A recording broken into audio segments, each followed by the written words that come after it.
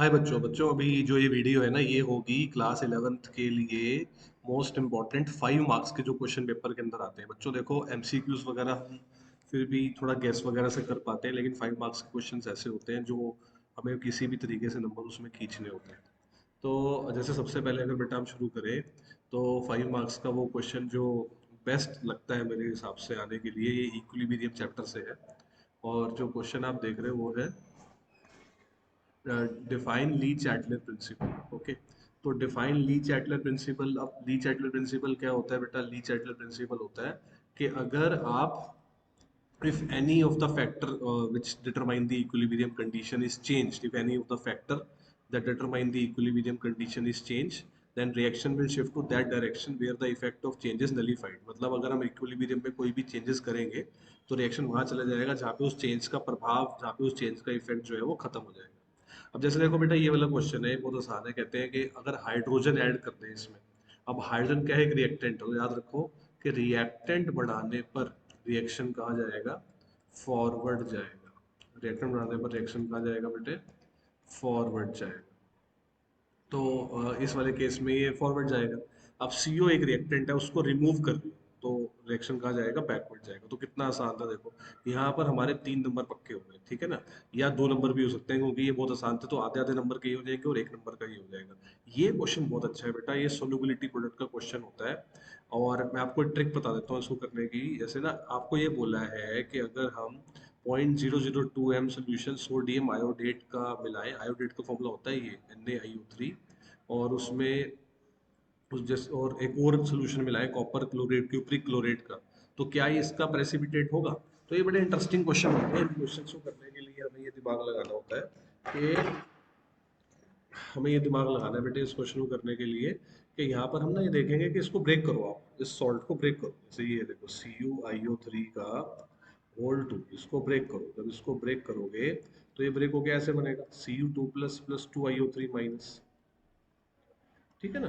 अब इसमें क्या होता है कि यहाँ पर हमारे पास कितना कॉपर 2 प्लस है। कॉपर 2 प्लस ये रहा, ये क्यूप्रिक क्लोरेट जो है ना, ये कॉपर 2 प्लस का सोर्स है। इसकी मोलैरिटी कितनी है? 0.02 m। बट क्योंकि ना ये किसी चीज के साथ आगे मिक्स हुआ है जिसकी इक्वल वॉल्यूम थी, तो इसकी जो मोलैरिटी है ना वो आधी कर देनी है हमने। मतलब इसकी मोलैरिटी हम कितनी लेंगे बेटा? 0.001 लेंगे। समझ आया आपको कि जितनी मोलैरिटी इसकी दे रखी है ना, क्योंकि ये किसी और चीज में मिक्स हुआ है ना, तो मोलैरिटी आधी हो जाती है बेटा। डाइल्यूशन फॉर्मूले से M1V1 इक्वल टू M2V2। यानी कि कॉपर 2 प्लस की वैल्यू ये है। आयोडेट का केस इंटरेस्टिंग है। आयोडेट कहाँ से आ रहा है? 0.002 m सोडियम आयोडेट से आ रहा है। लेकिन अब यहाँ पर क्या है? यहाँ पर दो है ना?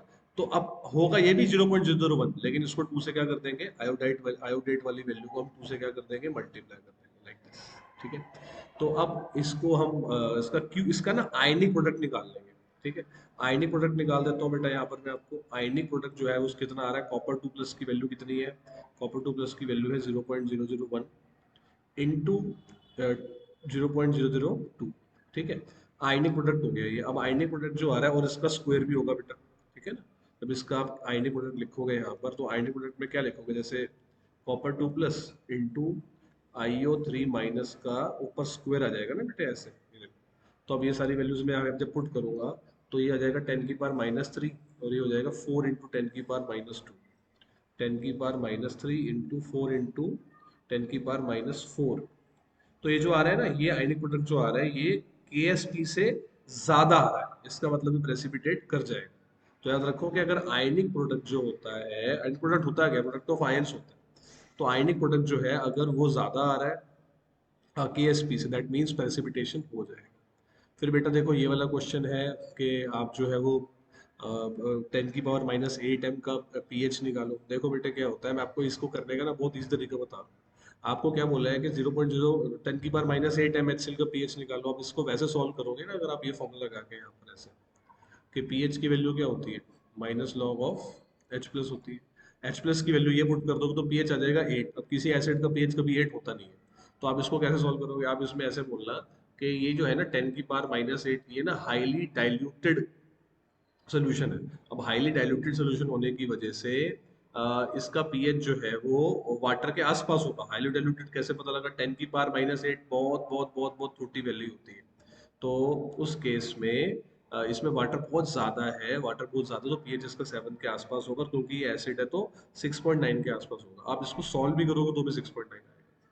कॉमन आयन इफेक्ट क्या होता है बेटा? कॉमन आयन इफेक्ट होता है कि अगर आप किसी स्ट्रॉन्ग इलेक्ट्रोलाइट में, अगर आप किसी स्ट्रॉन्ग इलेक्ट्रोलाइट में कोई वीक इलेक्ट्रोलाइट ऐड कर दोगे, अगर आप किसी स्ट्रॉन्ग इलेक्ट्रोलाइट के अंदर कोई वीक इलेक्ट्रोलाइट ऐड कर दोगे, ठीक है ना, तो उस केस में जो इक्विलिब्रियम होगा वो बैकवर्ड में चला जाएगा। उस केस में जो इक्विलिब्रियम होगा वो बैकवर्ड डायरेक्शन में चला जाएगा। ठीक है, तो देखो एक बार मैं समझा देता हूँ आपको अच्छे से। कॉमन आयन इफेक्ट, ठीक है ना, तो कॉमन आयन इफेक्ट क्या कह रहा है? कॉमन आयन इफेक्ट कहता है कि अगर हम क्या करें, किसी वीक इलेक्ट्रोलाइट में, किसी वीक इलेक्ट्रोलाइट में, ठीक है ना, हम क्या ऐड कर देते हैं? कोई स्ट्रॉन्ग इलेक्ट्रोलाइट। वीक इलेक्ट्रोलाइट में क्या ऐड कर देते हैं? कोई स्ट्रॉन्ग इलेक्ट्रोलाइट जो कॉमन आयन देता हो, which can provide common ion, okay, which can provide common ion, which can provide common ion to weak electrolyte, to weak electrolyte, then equilibrium shifts to backward direction, then equilibrium shifts to backward direction। मैं आपको इसको example से भी समझा दूँ। equilibrium shifts to backward direction, ठीक है। तो अब इसको जैसे एग्जाम्पलीफाई करते हैं बेटे आगे। एग्जाम्पलीफाई देखो ये ऐसे होगा कि अगर आप CH3COH है, ये वीक इलेक्ट्रोलाइट का एग्जाम्पल है। अगर आप इसमें कोई ऐसा इलेक्ट्रोलाइट ऐड कर देते हो, जैसे सपोज करो हमने ऐड कर दिया इसमें HCl। अब HCl ने क्या देना है बेटा? H प्लस देना है। तो H प्लस देने से ये कॉमन आयन आ गए ना, और ये कॉमन आयन होने की वजह से जो रिएक्शन है वो कहाँ जाएगा बेटे? बैकवर्ड डायरेक्शन में जाएगा। क्योंकि प्रोडक्ट बढ़ के तो रिएक्शन कहाँ जाएगा? बैकवर्ड डायरेक्शन में जाएगा। तो ये 5 मार्क्स का जो क्वेश्चन है इक्विलिब्रियम चैप्टर से, बहुत अच्छा है। अब इसका देखो आगे कितना अच्छा पार्ट दिया हुआ है कि ब्रोंस्टेड बेस बताओ, OH कॉन्जुगेट एसिड बताना है हमें, OH माइनस का कॉन्जुगेट एसिड लिखते हुए H बढ़ा दो, यानी कि OH माइनस का जो कॉन्जुगेट एसिड होगा दैट विल बी H2O, और एसिटेट आयन का जो कॉन्जुगेट एसिड होगा that will be CH3COOH। Okay, तो ये 35th क्वेश्चन, ये देखो ये 33rd क्वेश्चन है, ठीक है ना। ये पूरा मतलब जैसे 30, 31, 32 भी हो सकता है, मतलब 31, 32, 33 जो आजकल नया पैटर्न चल रहा है। तो उसको आप तो इतना फोकस करना। बेसिकली 5 नंबर का कैसा क्वेश्चन फ्रेम हो सकता है, कौन से चैप्टर से फ्रेम हो सकता है, ये आपको यहाँ पे समझ आ रहा है कि इक्विलिब्रियम से 5 नंबर का क्वेश्चन आने के पूरे पूरे चांसेस। फिर उसके बाद ऐसी बेटे अगर हम देखते हैं तो आप देखते हो उसके बाद जो है ये केमिकल बॉन्डिंग से इतना क्वेश्चन आया है, इतना अच्छा क्वेश्चन आया है कि NH3 का डायपोल मोमेंट ज़्यादा होगा या NH3 का ज़्यादा क्यों होता है? तो देखो बेटे NH3 के अंदर क्या होता है, सारे के सारे डायपोल जो होते हैं ना वो एक ही डायरेक्शन में होते हैं, लाइक दिस, ठीक है ना, ये लाइक दिस, इस तरह से ये एक ही तरफ होते हैं सारे डायपोल्स। देखो ये क्योंकि n ज्यादा इलेक्ट्रोनेगेटिव होता है ना, एक डायपोल ये वाला हो गया, एक डायपोल ये वाला हो गया, एक लोन पेयर को ऊपर जा रहा है, तो all dipoles point towards the same direction. लेकिन अगर हम बात करते हैं बेटा NF3 की, तो उस केस में जो डायपोल मोमेंट होता है वो फ्लोरीन की तरफ 3 अलग होते हैं, 2 अलग होते हैं। देखो ये एक घेरा, एक घेरा, एक घेरा, और एक ऊपर लोन पेयर के लिए जा रहा है ना। तो ये बहुत अच्छा क्वेश्चन था।